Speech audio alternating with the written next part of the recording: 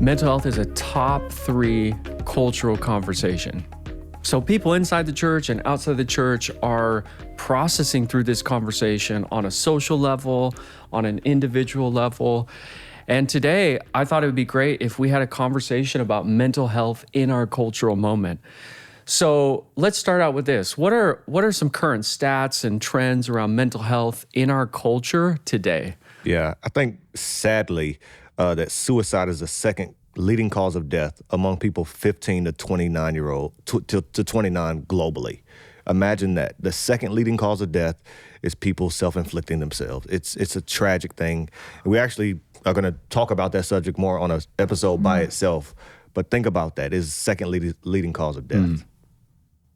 Mm-hmm. It's heartbreaking. And, when you read the research, you're going to see a variety of statistics that I'm sure my colleagues will be able to speak more to. The sad and the heavy piece of it, though, is regardless of the study that you're looking at or the specific statistic that you're looking at regarding children, young adult mental health, what we're seeing is there is an immense amount of people suffering and experiencing mental health challenges and also having difficulty accessing resources and care.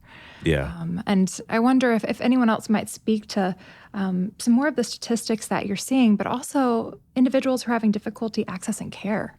Yeah. Yeah, here's an interesting stat. So I just read this last year in 2022, a recent study by researchers at Boston University published in the Journal of Affective Disorders revealed that 60% of college students met the criteria for a mental health condition between 2020 and 2021. 60%, which means, I pastor in Davis, 40,000 students on the university campus.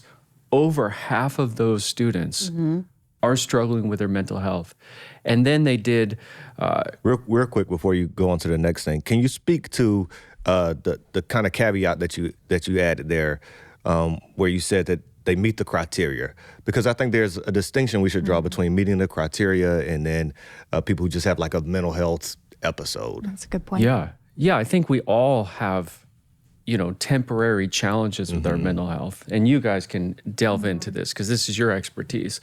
But I think when we say meet the criteria, we're saying you have enough symptoms over a duration of time, which is affecting your life, that now you're diagnosed with a mental health condition. Yeah. Stephanie, why don't you guys jump into that? Yeah, Dr. Casey. So the way that mental health diagnoses are assessed for and then provided for individuals is either it's a physician or a psychologist or maybe a marriage and family therapist. There's a variety of different licenses that people may hold as mental health professionals. But what they're using is a diagnostic manual called the DSM-5. And they're looking for a specific set of symptoms, which are the criteria that either place somebody's symptoms into a box that meets a diagnosis or one that doesn't. Yeah. So those boxes or those diagnoses are meant to be helpful because we've research treatment plans around them. So if we can identify a diagnosis, we can apply a treatment plan that has been well researched to alleviate some of those symptoms based on that diagnosis. I share all of this to say that diagnostic criteria does help us differentiate between someone who is experiencing sadness due to a very difficult adjustment in their life or grief versus someone who is experiencing clinical symptoms of depression.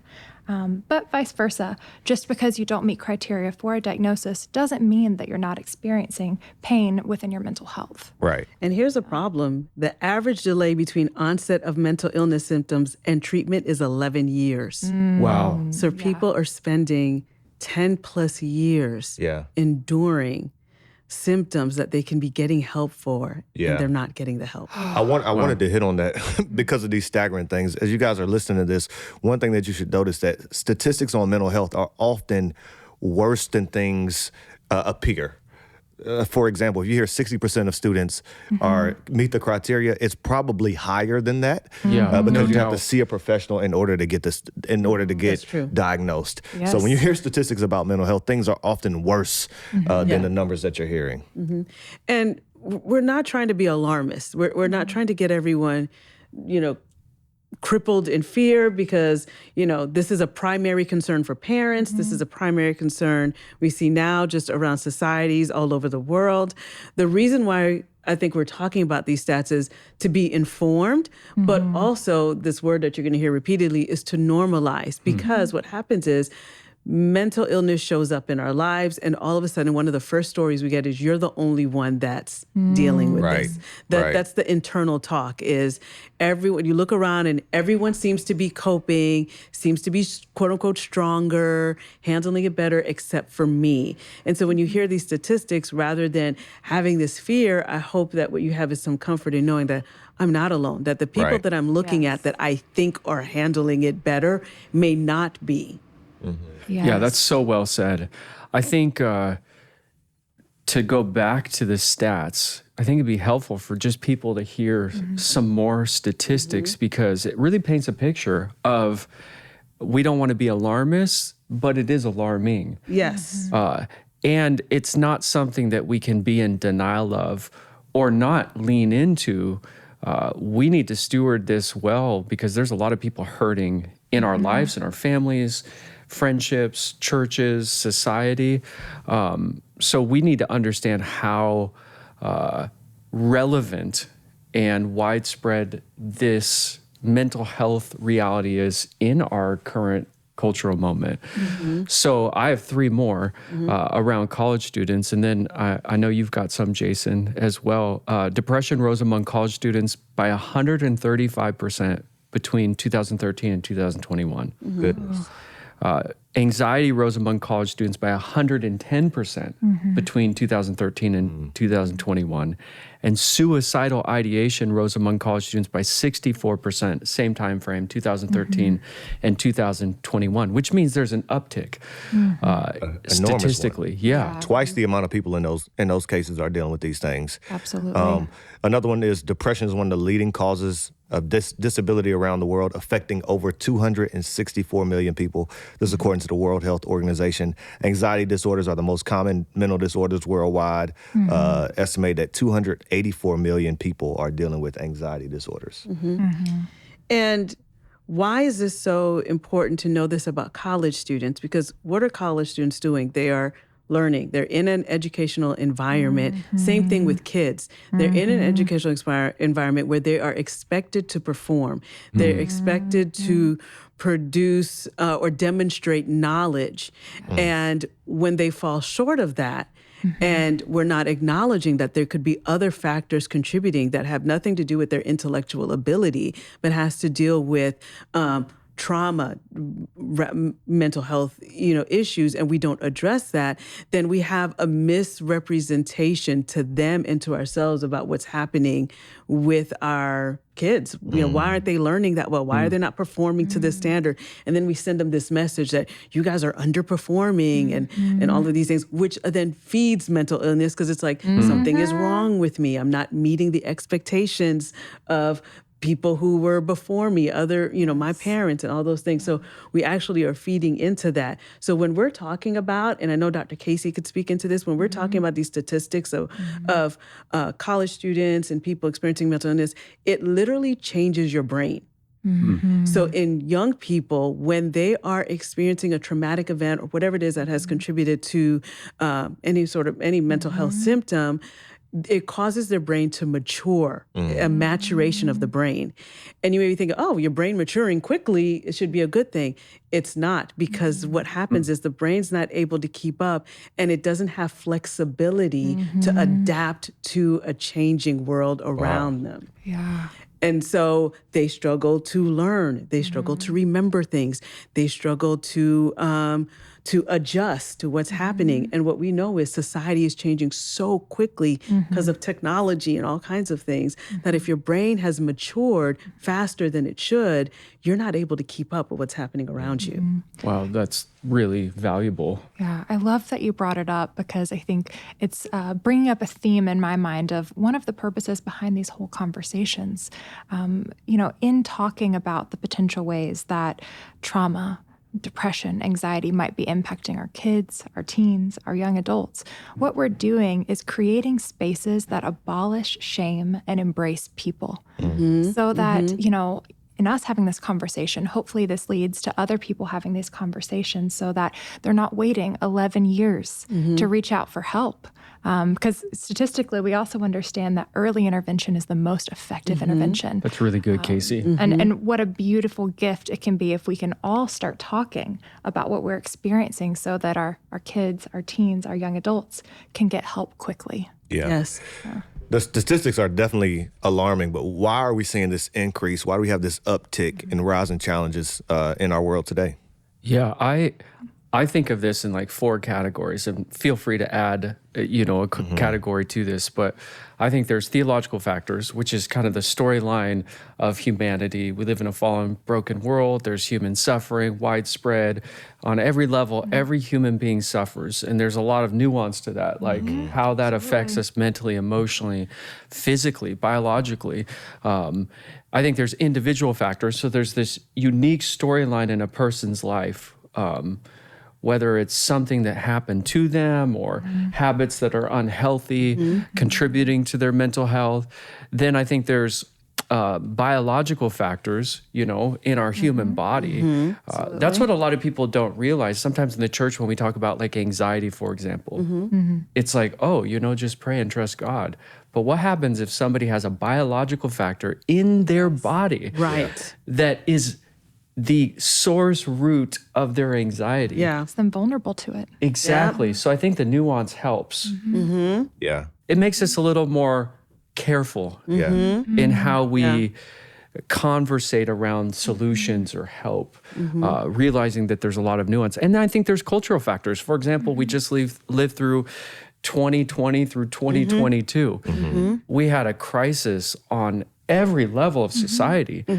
And the stress of that and the adaptation, how we had to change so quickly and adapt to a reality we've never lived in, that affected all of us, including me. I remember, just to be real, I remember talking to you one day, and I just said, I think I'm depressed. Like, my wife looked at me one day, she says, I don't think you're okay. Yeah. And I had been in that state for, 2 to 3 weeks. And she's like, I think you need to talk to somebody. Right. And so I think the cultural factors of what's happening in society contribute to our mental health. Like the societal realities that are going on put pressure and stress internally inside of every human being. And so They do. I think all of those factors are really important to Can dig you give those into. again? It was 4. Theological, together. cultural, individual, and biological factors. Yes. Those are all, I think that summarizes it well.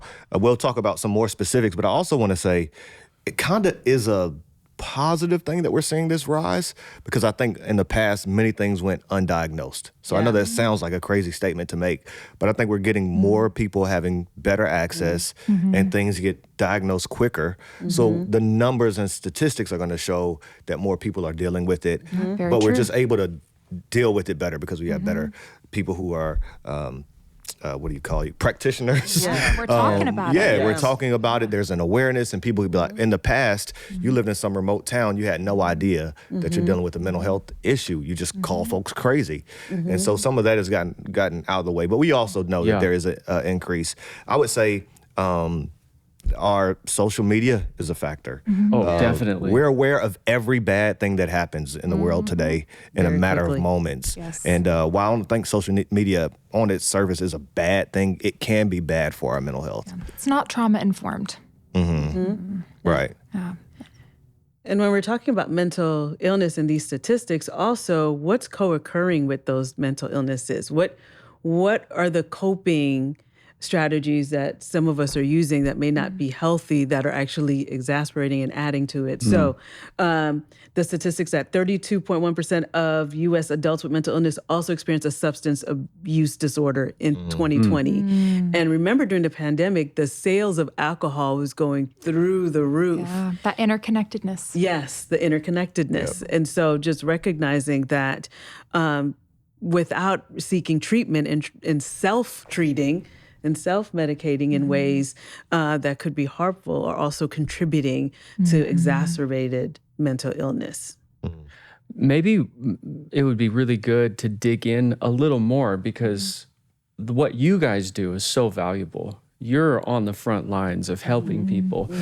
What are common factors, maybe under these, big categories that you're seeing, like cultural things, like Jason bringing up social media, the digital world that we live in, individual, factors with the breakdown of the family and maybe unhealthy, rhythms or habits or practices. For example, like all the time, like the people that I care for, pastor and counsel, will come to me sometimes, younger people, and they're like, I'm sleeping 4 to 5 hours a night, Yes. every night, and living on this continuum of emptiness. I'm not actually like investing into healthy rhythms that are ingrained and wired into us. So I'm like, well, maybe if you get 7 to 9 hours of sleep, it could really help you. Absolutely. So maybe, Of course. maybe dig into some of that stuff that you guys are seeing on a consistent basis that would help paint a picture, in depth of kind of these realities. I think this question really gets at not only the interconnectedness of each of us as humans, but how we're connected to one another and influenced by the culture that we live in. For example, if we were to kind of exegete the culture that we live in and look at what are all the unwritten rules, what are the shoulds to success in Western United States culture, and are we shifting our behavior to try to meet some standard because of that? And we could probably spend all day talking about those shoulds of success within the United States and how they differ between cultures and people and communities.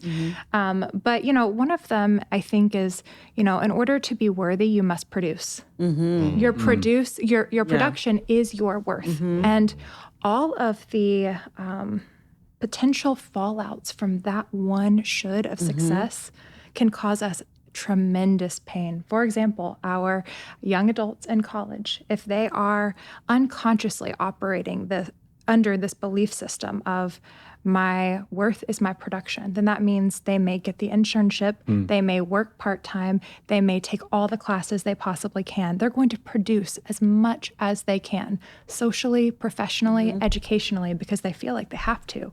And then that impacts the way that they're caring for themselves biologically, those biological factors. They're getting 4 to 5 hours of sleep a night and starting to notice that they're exhausted, they're apathetic, they're feeling more anxious and on edge, they have less capacity for emotion regulation. All of these factors make someone vulnerable for a mental health condition.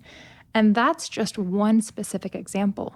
We could talk through probably 100 of them. That's an so excellent insightful. point. And it makes me think of, Casey, when you're talking about, just to be specific, the language, the message that we say around Gen Z and millennials, and making comments about they're lazy, they don't have resilience, and there's even jokes about it. Like I don't know if you all have seen in social media jokes of like, what's it like in a meeting with Gen Z and the Gen Zer is not there or whatever. So it's completely ignoring all of the unique experiences that are happening amongst various generations and how it impacts where they are developmentally, physiologically, and all of that. And instead, creating like a blanket, we all should be experiencing life this one way, and we should be responding to life's changes in this one way.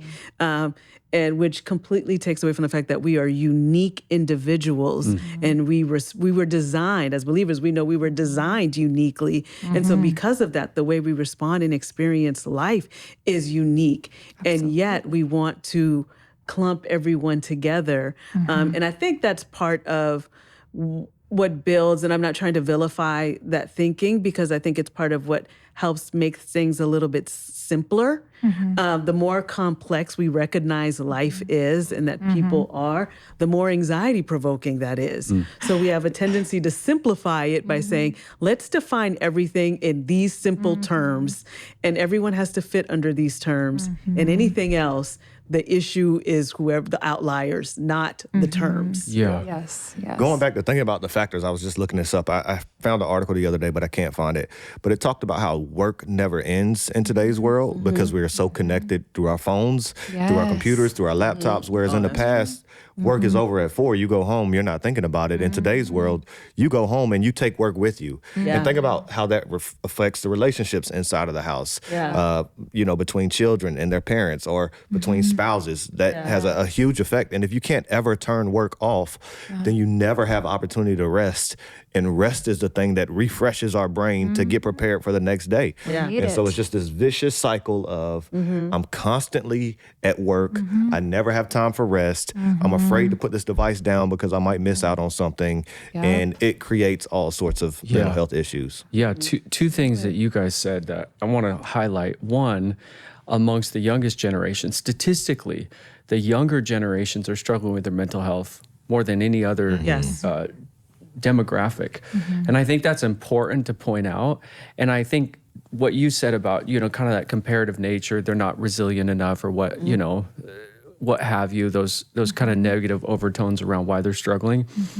None of the other demographics have ever experienced what they've experienced with the digital world. I don't think our brains are wired for the overstimulation of just not even like social media, but just the intake of information. We are constantly processing something on how many social media apps do you guys use? 4. TikTok, Instagram. And then we have news Facebook, apps. And we have notifications. Honestly, I turned all the notifications on my phone off.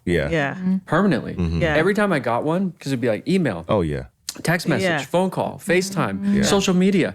Every time I got one, I felt anxious. So I just turned them all off. I love that, Wes, because that's a very practical step. I think during the pandemic, we were trained with our notifications on. We needed an instant update on everything that was going on. Right? And I think when you get those notifications, because they were so, they caused such an interruption, it did kind of train us like Pavlov's dog. Like, I get this notification, oh, shoot, it's some bad news coming.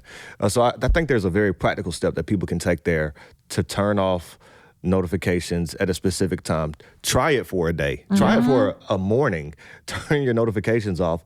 Check the things when you want. And I bet that would help our mental health in some ways. I turned off the sounds too, because the sounds triggered me. Just hearing that, Ding, ring, ding. I think it's all the time. The recalibration too, because when we had to socially isolate, we wanted to be connected with people. And so it was actually a really useful solution to be connected with people by getting, people were posting videos and we're doing challenges and we're doing things to like, let's all get together and as a way to cope and deal with we're not being alone. Well, we no longer have to social isolate anymore. And yet we have not adjusted to that and disconnected in that way so that we can reconnect live, because we can do that now. So now we're doing both.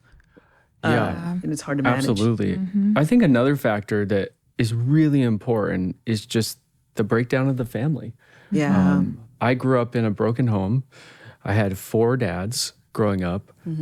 That affects the human soul. And on every level, like relationally, emotionally, mentally. Instability, which is going to cause a variety of issues. And I think that there's a lot of people growing up in a society where that is becoming common, like in families and family of origin life. And then also a society where it's not common in your home to learn how to process through your emotions. Learn how to communicate what you're experiencing on the inside. We don't sit down, most families don't sit down with their kids and say, oh, here's some healthy coping mechanisms. Here's some healthy pathways to healing when you're dealing with this or that. I think that's a huge factor. And I know for me, that contributed to mental health challenges and struggles that I experienced in my life, just kind of sorting through all of this stuff that happened in my early childhood experience that deeply affected my soul. I'm so glad you brought that up, Wes, because there's a term in counseling that we talk about, the psychology, attachment. Attachment is so critical, particularly in these formative years when you're young, that when there are broken attachments in these very critical relationships, they last throughout our lives. And so the assumption is, well, I'm not a child anymore. I'm an adult. I'm no longer in this environment. But there were cognitions or thoughts, there's learning that your brain had during that time that is still holding with you. And we see that manifest in how we see ourselves, how we connect with people, how we interact in our relationships, and they stick with us. And so you're right. And now with the massive, there's such high statistics on divorce rate and, broken families and things like that that's happening, that what we need to look at is that each one of those households are detachments, broken attachment that has occurred, and that requires healing and attention so that it doesn't carry throughout their adult lives. Yeah, and such an important conversation to be had, because oftentimes when you're starting the work of your own personal healing, it can feel difficult or impossible or scary to even get started or to have a conversation like the conversation we're having. But the beauty to families, the importance of healing detachments is that when one person does that healing within themselves and they shift the way they relate to themselves, to others, to the world, they get to pass down that new blueprint for love to their children, to their families differently. So just like we're talking about intergenerational trauma and pain being passed down, the opposite is true as well. We can pass down intergenerational healing. It's really good. Yeah. That is so insightful. In other words, we have a chance to redeem Right. some of this cultural formation and even the things that have affected our own life. Let's end on this thought. So on one end of the spectrum, we're talking about cultural formation. We've grown up in this atmosphere that is conducive to mental health challenges, not only on a theological Bible storyline level, like we're all going to suffer, we're all going to interact with human pain, Right. but even like the generation, the time, and the society that we live in, there are so many factors that are contributing to this. So how do we, as churches or as followers of Jesus, become counterculture in this way? Cultural, pardon me. How do we culturally produce mentally and emotionally healthy followers of Jesus in a culture that is intensifying and stimulating these struggles in people? What are maybe some practical things that we can do to be countercultural in our formation of people to become emotionally and mentally healthy? I think understand culture first. Sometimes we just assume that because it's in the secular world, in the culture, we want nothing to do with it, and we don't, and we create a distance between us and the culture. And instead, I think of like stepping into the culture, not to be changed by it, but to understand it so that you can have a better understanding of how to address it within the church. 100%. So Make good. yourself aware, right? Yeah. It begins with awareness. If you have no idea what's happening in the world, you'll have no idea how to bring God's kingdom to the world. And I think just having an understanding and awareness of where people are on these things is a great foundation to start with. Yeah, that's good. Agreed. Two things came to mind for me. One is that awareness and understanding or exegeting the culture, because hopefully that gives us a greater ability to actually be able to have empathy and understanding for the stressors that are going on in people's lives and to meet them where they're at, where, they're more receptive to our love and support. But the second piece is to stay curious about the way that culture is actually forming us. So good, Casey. Because, oftentimes, I'm sure many of us within our own thought life have been like, oh, I should have done that. Yeah. And, I'm just going to pause and say a practice that I have in my own life is whenever I notice myself being like, Case, you should have done this, I try to pause for a moment and ask myself, where is that should coming from? Where did that expectation originate? And is that expectation actually aligned with God's best for me? Yeah. Or is that just something that's been baked in because I'm surrounded by certain messaging in my workplace or in social media or in the things that I'm reading? And perhaps that's a should I don't want to follow. Perhaps that's a master that I don't want to have in my life. Good. But I think that staying curious, staying open, the self-awareness is so important. I love that. Awareness on a meta level, like what's happening in culture. And then curiosity on an individual level. That's great. How is this affecting me? Some of my struggles, being able to assess maybe some of those root causes of the challenges that I'm having from the inside. I love that. This was an amazing conversation. with 3 of the very, very best. And I'm so thankful that even in the midst of a culture like this, and assessing and identifying and exegeting the culture, I love that. That was such a great Thanks, phrase. Wes. Thanks. We can have this conversation in a hopeful manner, saying curiosity and awareness and understanding actually is a pathway to help and healing. And there are definitely better days ahead for us, for the church, for individuals, so that we can not only understand what's going on, but we can lean into a healthy formation as followers of Jesus in the future. You guys are amazing. Very good. Thanks for this All right, conversation. awesome. This was awesome.